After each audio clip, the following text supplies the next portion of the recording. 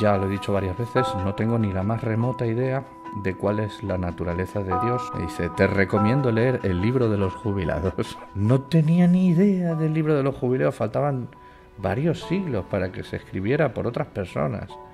Entonces, el libro de los jubileos se entiende después de leer el Génesis, pero no al revés. Dice, entonces estás diciendo que eso no sucedió.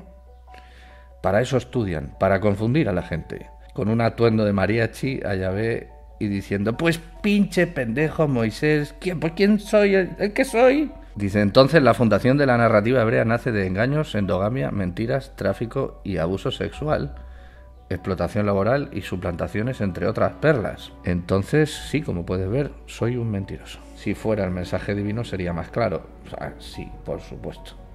Cuando lo ves desde la distancia, eso lo endiosas con más facilidad.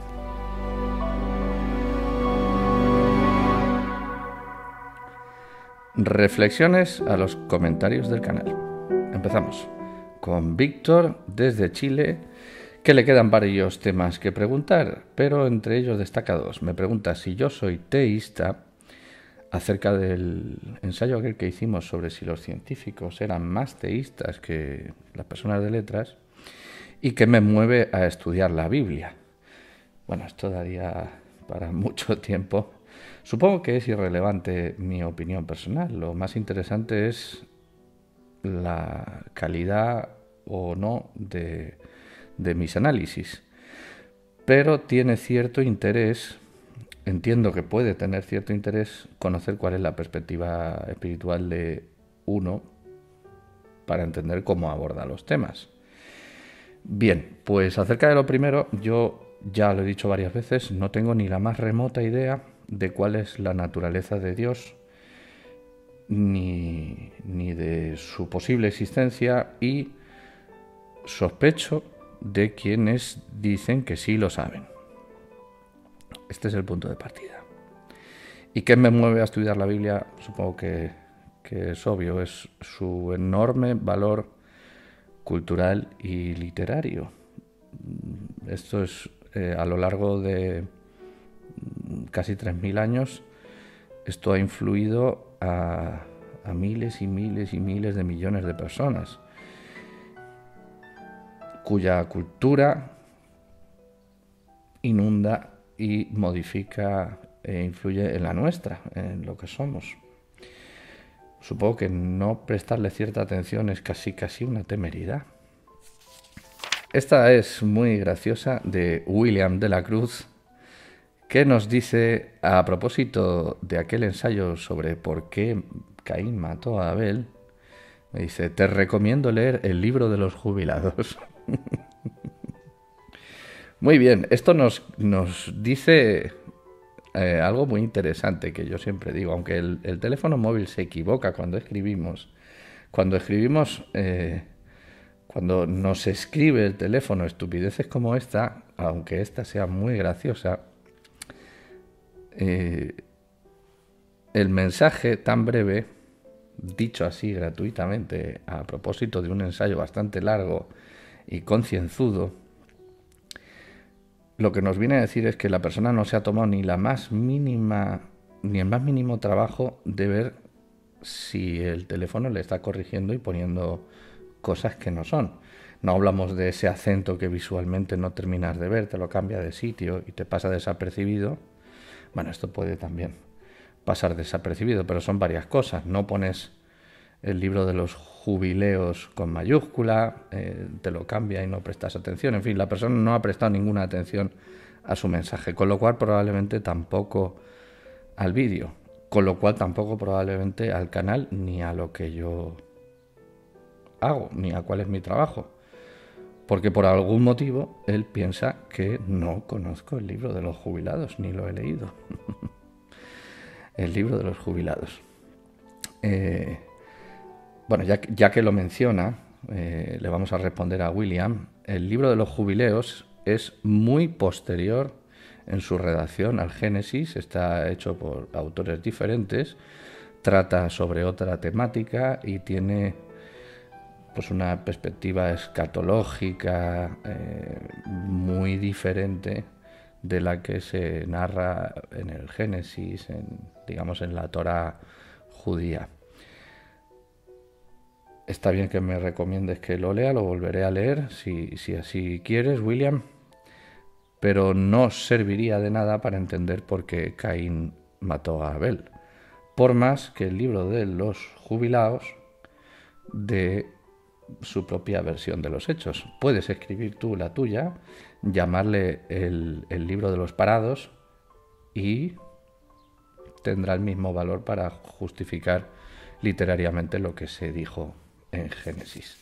Enlazando, Cialfeneb me recomienda que me consiga la Biblia etíope, aquí ella es más fina, que en el libro del jubileo, por lo visto, el libro de los jubileos no le gusta nada al corrector del teléfono.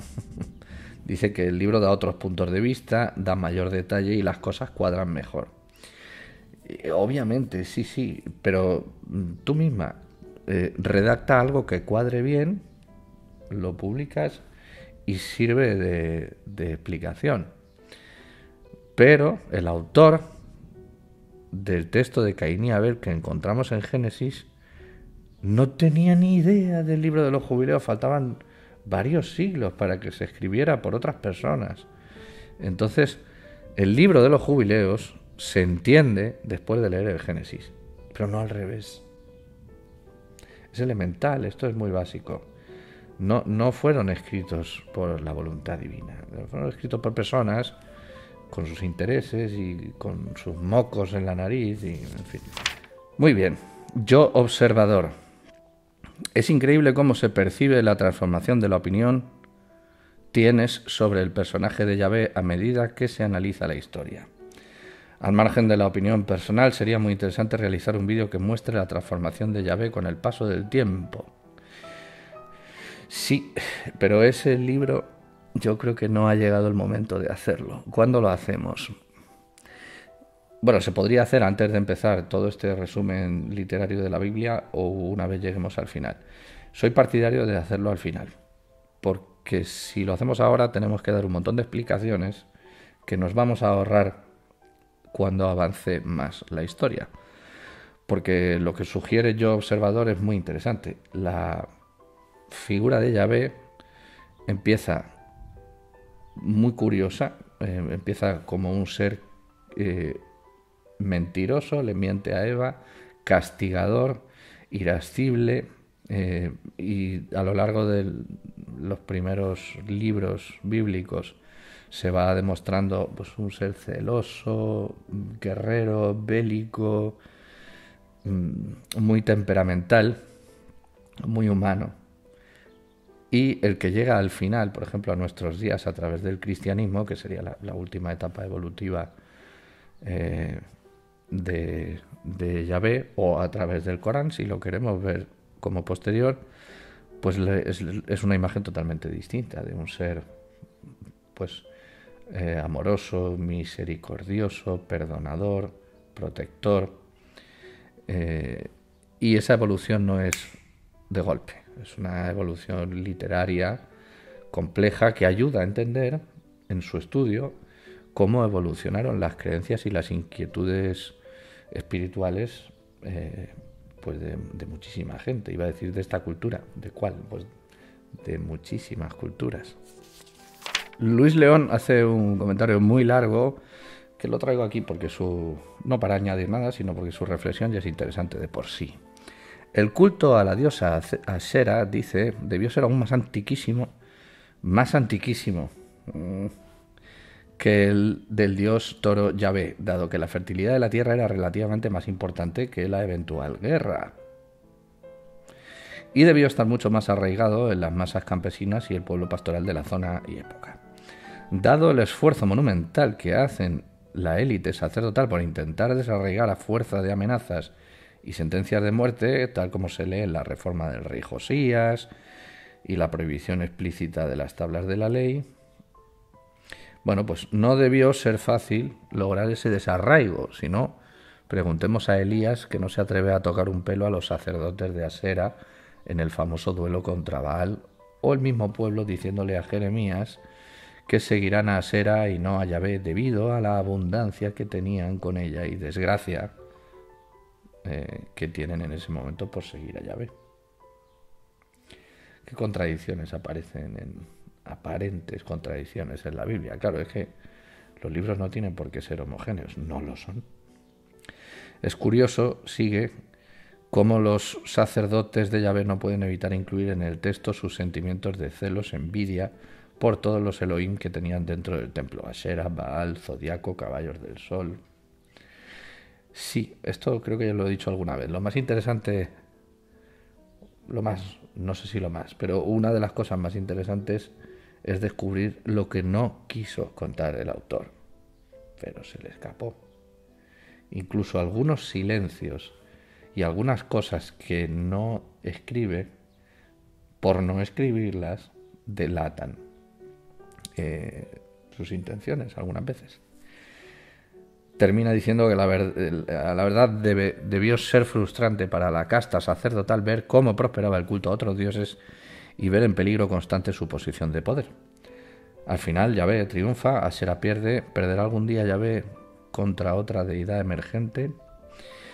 Sí, debió ser frustrante y no sé si lo sabremos alguna vez, pero nos podemos hacer una idea hasta qué punto debió serlo para construir este conjunto de libros, donde no todos ellos, pero la mayoría sí, es una pelea constante de Yahvé porque le haga caso su pueblo elegido, que es de dura cerviz, y vamos, que no le obedece, que dicho de otro modo pues es el sacerdote exigiendo un poquitito de esa atención que ha perdido por otros dioses.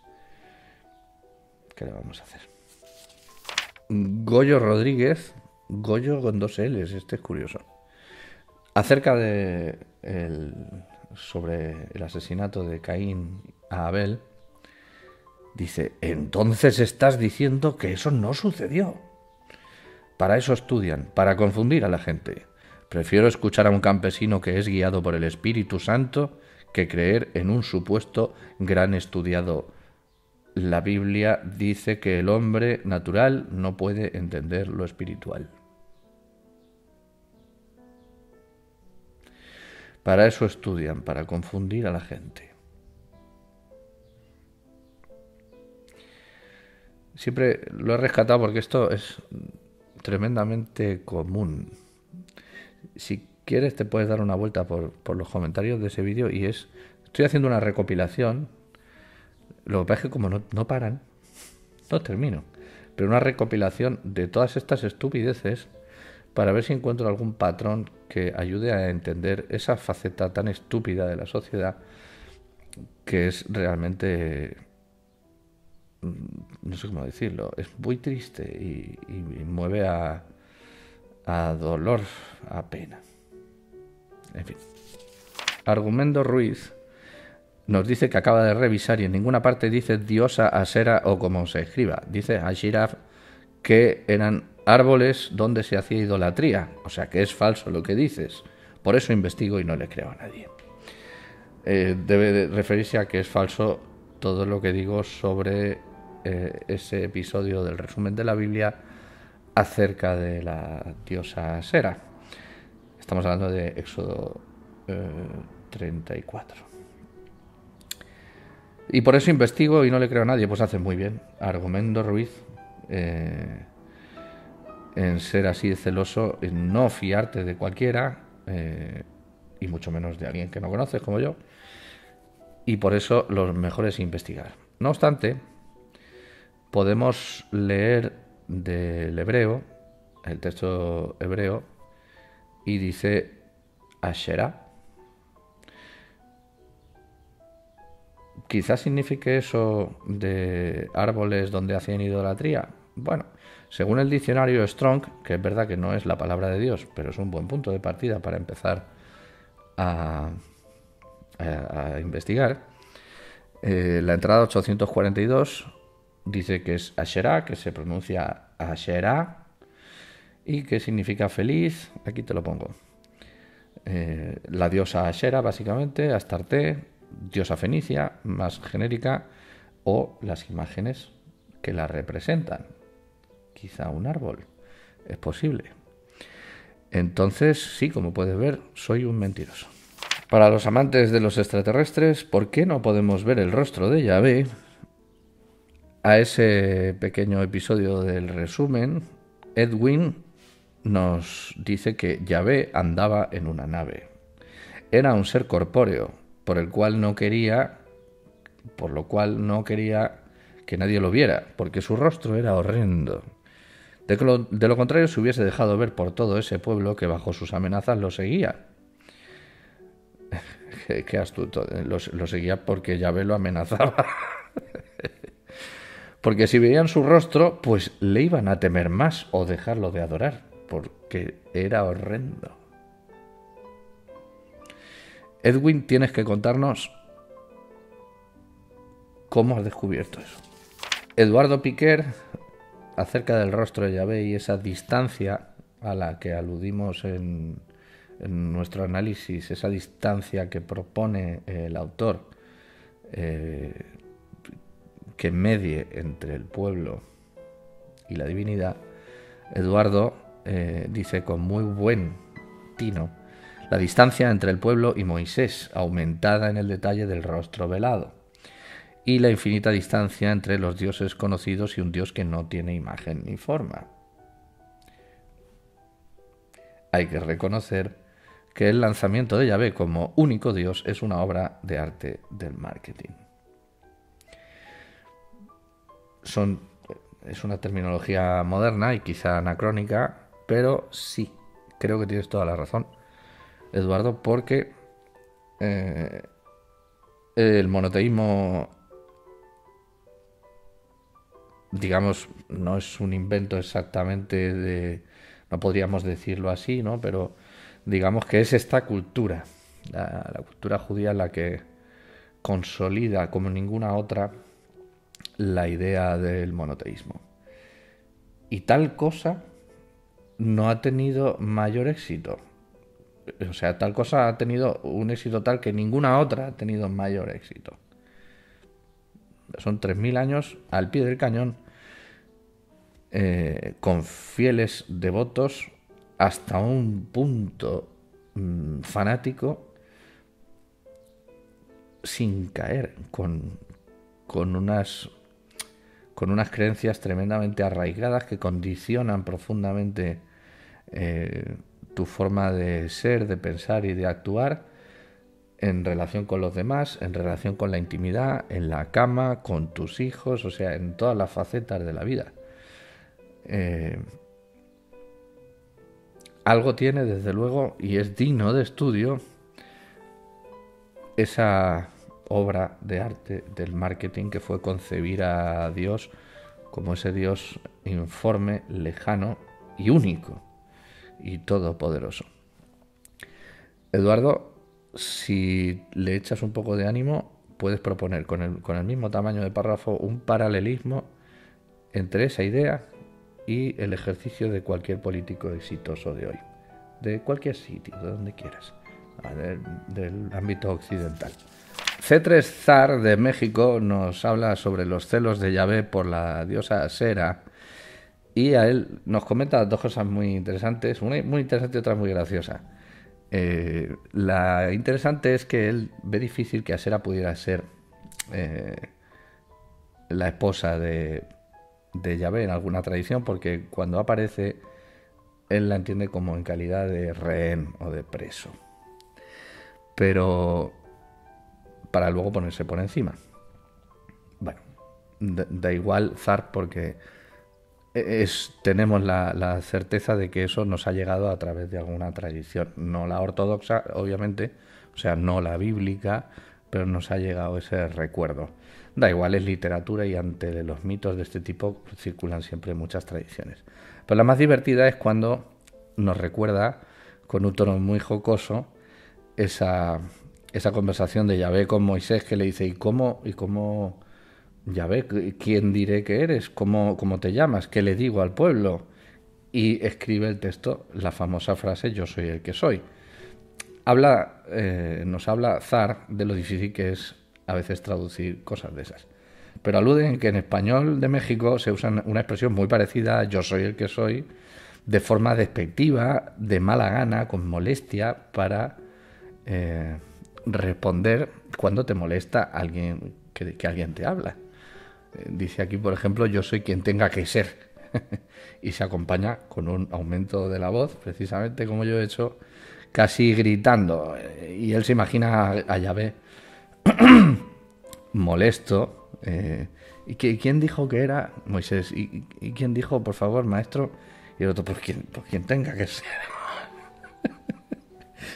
No molestes ahora. Me lo imagino con un atuendo de mariachi a Yahvé y diciendo, pues pinche pendejo Moisés, ¿quién soy? ¿El que soy? Perdóname, lo he visto, claro. No me nombres así, güey. Pues ¿quién soy? ¿El que soy?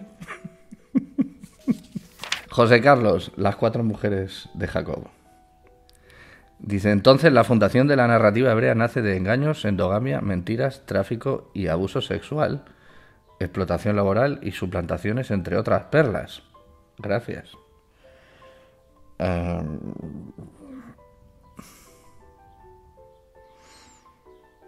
No sé si nace de eso, pero esa lectura se puede hacer. Sí. Claro, esto es muy duro decirlo así, pero es que la perspectiva que podríamos tener hoy de este asunto. Quiero decir que con la perspectiva moderna, esta historia la vemos así, y no ha puesto aquí asesinatos. Sí, bueno, lo que pasa es que la endogamia para ellos era buena. El engaño habitual y casi virtuoso, porque hay muchos personajes que son taimados, como eminentemente Jacob, luego rebautizado como Israel, que es un mentiroso y un engañador, un truán, un farsante, desde el principio hasta el final. Abusos sexuales de todo tipo, sí, explotación laboral, por supuesto, la que le hacen a él, las suplantaciones, sí, alrededor de Jacob, que es el origen de esta trama, es todo muy sombrío y muy desagradable desde nuestra perspectiva moderna. Hay que meterse en la piel de esa gente, hay que meterse en la piel del autor. El autor posiblemente era una persona con esta suerte de virtudes y pues le parecía bien ensalzarlas. Recordemos que una de las cualidades que más se ensalza de Yahvé es su capacidad para matar gente. Con eso está dicho todo. Las lágrimas del dragón, no es la primera vez que aparece por aquí, hace un comentario largo donde expresa pues esas instrucciones un poco erráticas de los dioses, bueno, de Yahvé, a veces instrucciones demasiado precisas sobre el tabernáculo, como si, dice, esta es la esencia, como si de varias entidades cambiándose el turno de Dios, como si fuera una asamblea o parlamento de políticos que no se ponen de acuerdo y ahora aparece uno, dice una cosa, luego la otra, y dice que eso lo ha visto en alguna que otra obra. Aquí viene la postdata, que es lo importante del asunto. ¿Se podría hacer una relación sobre la naturaleza divina que nos intentara transmitir los diversos autores de la Biblia con la naturaleza divina de los relatos de Lovecraft? ¿Se parece la naturaleza divina de los relatos de Lovecraft con esta? Pues esta pregunta es para Vigino, a lo mejor, si conoces la obra de Lovecraft, porque claro, yo tampoco soy un experto en los mitos de Cthulhu y todo eso, pero me gustan. En una etapa muy joven de de mi vida le pegué un poco a eso y a los juegos de rol del Cthulhu. Y yo no, así a simple vista no lo veo por lo que recuerdo, pero puedo tener un recuerdo muy sesgado. No lo sé, a lo mejor si quieres desarrollar un poco más la idea, o si alguien escucha esto y sabe algo más, quería mencionarlo por lo interesante. En todo caso sería muy razonable que Lovecraft se hubiese inspirado en algunas cosas de este estilo. Para el que no conozca Lovecraft, los mitos de Cthulhu y todo su lore, o todo ese legendarium que hay alrededor, pues hay unos seres extraterrestres tremendamente monstruosos y poderosos que están aquí y de alguna forma gobiernan el mundo, mezclándose de una forma sombría con la religión. Ahí lo dejo. Etienne Zúñiga hace un elogio y bueno, lo recojo. Es interesante lo que argumenta. Dice que le gusta mucho este tipo de análisis, argumentación, y apunta que el único milagro en el cristianismo es que sigan creyendo en él y que ni su Biblia leen, y bueno, que nosotros lo hacemos aquí poco a poco, versículo a versículo, y que ni siquiera se molestan en atender a ello. Dice, esto sí es interesante, la ignorancia es abusiva y la ejercen con mucha arrogancia. Eso sí es curioso, pero no creo que tenga que ver con los creyentes, sino con los estúpidos, que hacen gala de su estupidez, pero no con inocencia, ingenuidad y cierta humildad, diciendo, oye, yo no sé de esto mucho, pero yo tenía entendido que tal cosa. O bueno, mira, es que estás haciendo una lectura literaria, pero es que ahí yo entiendo un fondo espiritual no explícito en el texto, pero que a mí me lo evoca, y pues esto para mí es importante y, en fin, no me gusta que lo hagas así. Pues si no te gusta, pues no lo veas, ya está. Yo no estoy leyendo algo que no ponga ni nada de eso. Pero no es así nunca, lo hacen siempre con arrogancia, insultando, deseándote maldiciones, que caigas en el infierno, el demonio. Bueno, es que me viene a la cabeza algún comentario de esos. Gracias, Etienne. 1970, LVP, de nuevo, pregunta, o bueno, le gustaría un análisis, conociendo todos los antecedentes, dice en especial de Isaac, las historias de Isaac y de José, si sería posible, pregunta, y que hiciera un análisis sobre si sería posible pensar que la historia de Jesús se fue ajustando en el Nuevo Testamento para que encajara con el cumplimiento de esas figuras.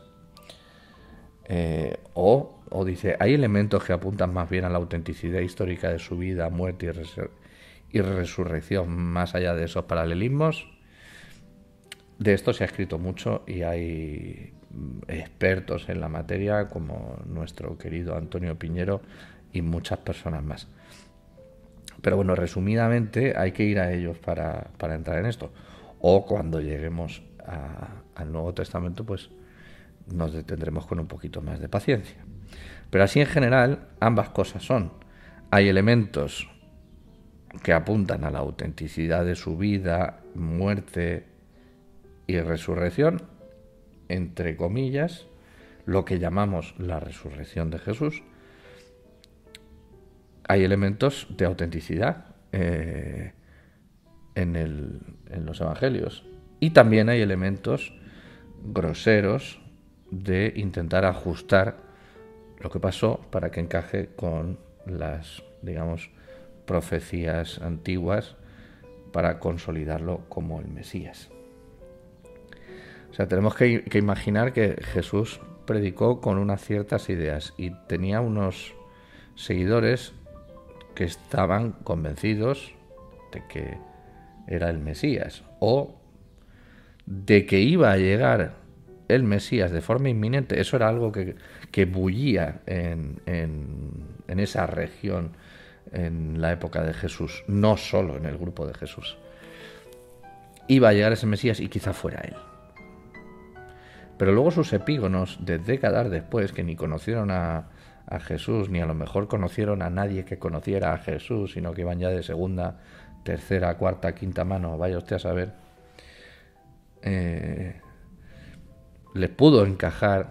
Cuando lo ves desde la distancia, eso lo endiosas con más facilidad. Será divertido atacar este tema. Luis León, muy educadamente, da las gracias, le gusta mucho este trabajo que hacemos aquí y le interesaría saber si todo este trabajo se centrará solo en la Biblia o, en su momento, otros textos clásicos, contemporáneos, modernos. Me encanta, Luis, esa pregunta. Pues la vocación del canal es literaria y si echas la vista atrás verás que hay vídeos de todo tipo, con una vocación literaria, eminentemente literaria, pero cultural en general. Hay una lista de reproducción que se llama Obras Literarias, o sea, esa ya va del tema. El primer vídeo que hice con imagen, viéndose mi imagen, no solamente en audio, que empecé a hacer el podcast, este es de la obra poética Les Fleurs du Mal de Baudelaire, por ejemplo, que es una maravilla. Entonces sí, la cosa es que sí. Por ejemplo, tengo ahí la pelota botando sobre Aristóteles, que es la figura filosófica para mí la más relevante, el filósofo con mayúscula, y su obra es amplísima y bueno, para hacer un canal solo con Aristóteles, a este hay que meterle mano, por ejemplo. A los mitos griegos en general les tengo un amor especial, me gustan mucho y los tengo muy trabajados. No he encontrado la manera, pero te anticipo que estoy haciendo un trabajo muy fino sobre uno en concreto, que creo que te va a gustar mucho. Lo que no sé es cómo lo voy a terminar trayendo al canal, porque creo que se va a convertir en algo más editorial. Pero tranquilo, que vamos, tienes también análisis de obras literarias de todo tipo, y en cuanto a mitología y cuestiones de magia, religión, todo eso es muy interesante, siempre que tenga una buena base literaria. Si no, así pues podemos hablar algún día del Corpus Hermeticum, de Hermes Trismegisto, no sé, del libro de los muertos, de los egipcios.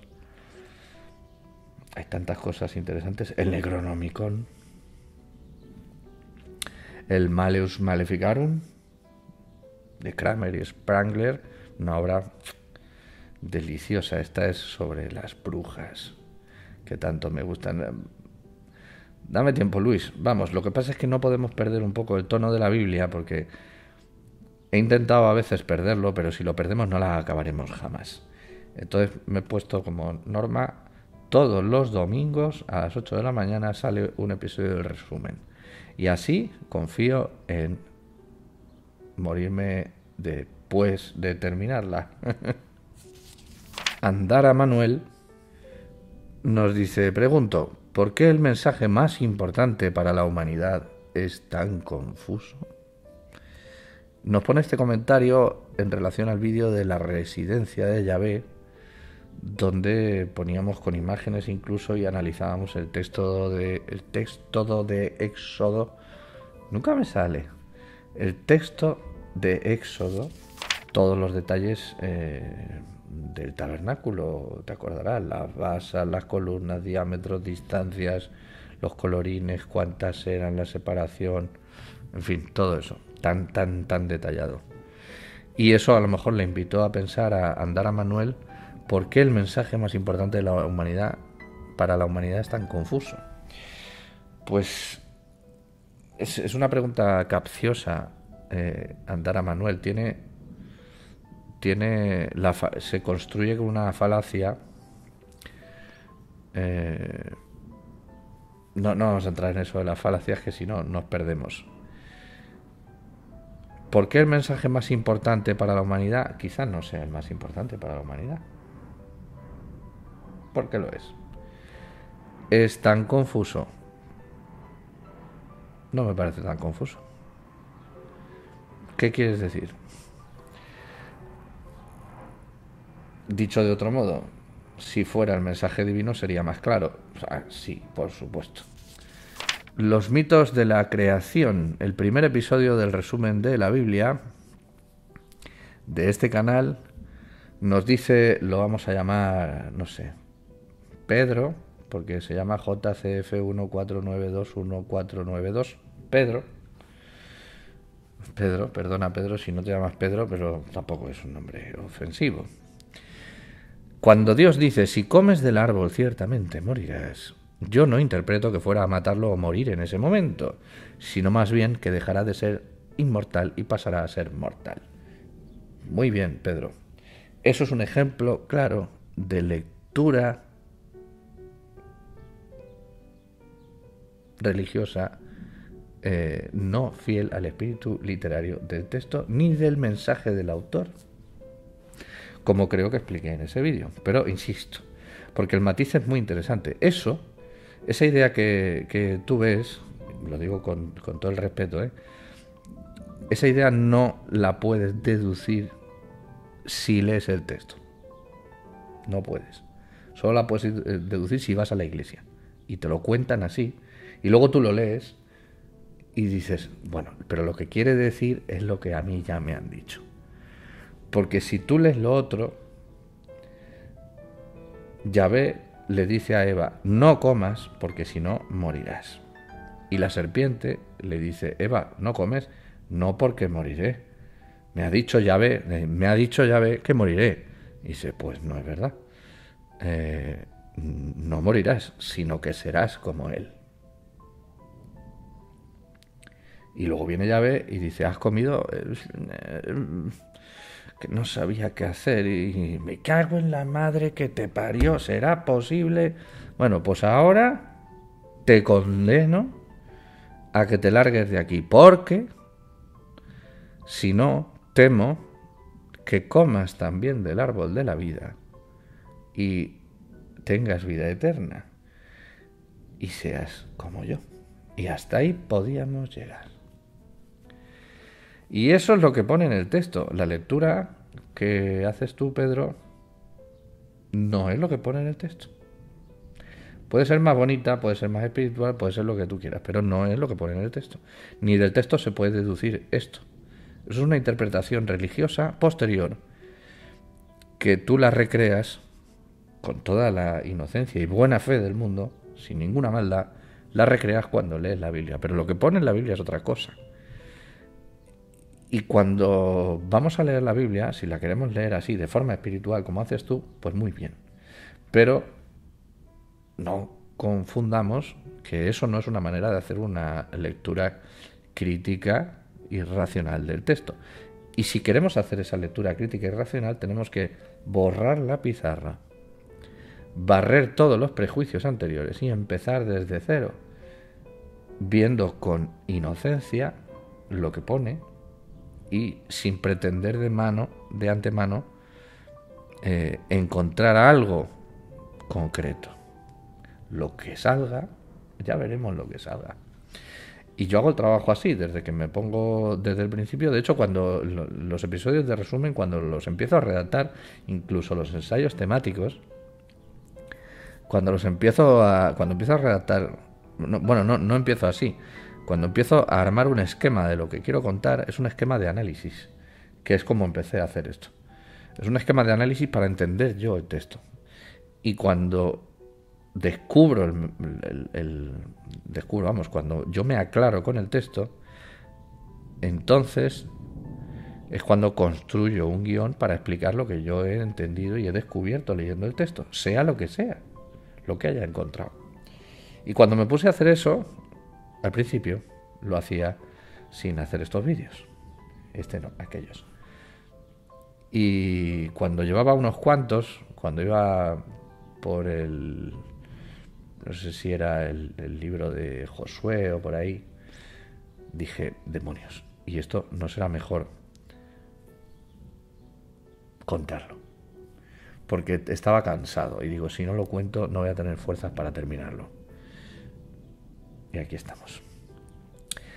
Espero que no te moleste, Pedro. No es mi intención ni mucho menos. Me gustaba el ejemplo que traías para hacer esta pequeña digresión de índole literaria y de cómo se lee. Hay muchos seguidores del canal que me han dicho, explica un poco cómo se lee. No sabría leyendo, prestando atención, pero quitando los prejuicios previos y empezando desde cero. Léelo desde cero. Y a ser posible, léelo con una Biblia interlineal donde puedas leer el hebreo. Si es que no sabes hebreo, si sabes hebreo, directamente la Biblia en hebreo. O la Septuaginta en griego, que es bastante buena también. Cambiemos de tema, que me enredo. Juan Jesús González me dice a mí, cuánta maldad y ego en tu corazón. De ahí que no veas la verdad. Gloria a Dios Yahuwah y nuestro Señor Jesucristo, ese que no conocéis. La igual que desconocemos quiénes son los Nefilim. Este es buenísimo. Al Pampa se cree, fíjate qué divertido, esto sobre uno de nuestros episodios de resumen de la Biblia. Dice, ¿por qué afirmas cosas que son tu pura imaginación, sin base histórica? Haces entrever que todo lo que dice la Biblia hebrea así era. Yahvé era un dios imaginario, como todas las otras deidades, inventado por Moisés y los sacerdotes levitas para dominar a la gente que los guió, quienes, según muchas versiones documentales, eran egipcios. Todos los rituales eran costumbres egipcias. Lo peor es que la religión católica instituyó a la deidad hebrea como Dios del universo y Padre de Jesús 26:15. ¿Qué le decimos a este señor? Que igual antes de poner un comentario deberías ver el vídeo para ver de qué va, a lo mejor. Que calladito estás más guapo, que no hay que precipitarse en los juicios. Hay un comentario que este es buenísimo, es buenísimo. En el vídeo aquel que hice sobre el análisis literario de la obra, de la novela Dune de Frank Herbert, el otro se pensó que era un vídeo largo, duraba poco más de 1 hora. Ahí está, lo podéis ver. Y es un análisis literario, es muy largo, no por la novela en sí, sino porque la novela es horrible, pero es muy interesante para analizar diferentes estrategias de composición literaria y de estilo y de estructura, bueno, y de todo, que están mal hechas, de cómo no se debe hacer. Y en ello me entretuve en hacer el análisis de ellas, y cuando las tenía todas armadas, como decía antes, dije, bueno, pues lo cuento. Pues este se pensaba que era una crítica de la película, porque coincidió en el tiempo aproximadamente. Bueno, la peli ya había salido hace 1 año o algo así, y luego hice yo el asunto de la novela. Cuando la leí, cayó en mis manos y dije, ¿por qué no? A ver qué cuenta este. Yo le hice ver, después de una crítica muy así, como muy enrojecida, una crítica, una exposición muy vehemente y negativa sobre lo que yo estaba haciendo. Más o menos me decía que yo era un mierda por no haber resuelto en 1 minuto una crítica de una película que es una mierda también. Bueno, y le pregunté, ¿ha visto usted el vídeo antes de decir eso? Y él, no me hace falta verlo porque a mí me sobra con eso y tú eres un mierdas y no sé cuántos. Y yo le insistía y digo, a lo mejor si le da un vistazo cambia la perspectiva y ve de qué estamos hablando. Que no me cuentes historias tú y tu puta calavera. Bueno, Y le dije, bueno, le rematé, no te lo desvelo, le rematé con un comentario de esos así un poco mordaces, haciéndole ver que era muy estúpido. Eh, y ya no se atrevió a contestar, se dio cuenta entonces de que lo era. En fin, yo qué sé, un poquito más de calma, humildad, no ponerte...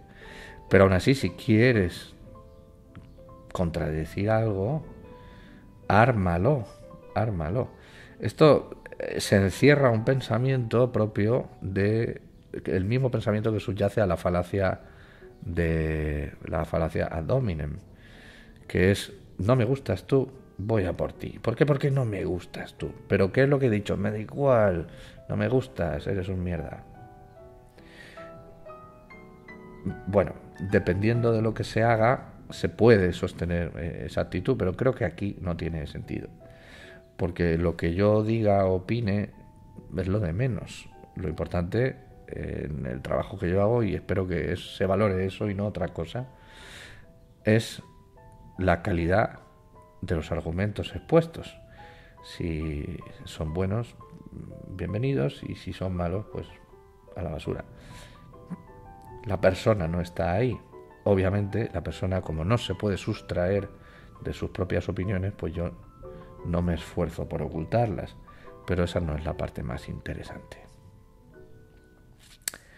En fin, lo dejamos aquí por hoy, ¿vale?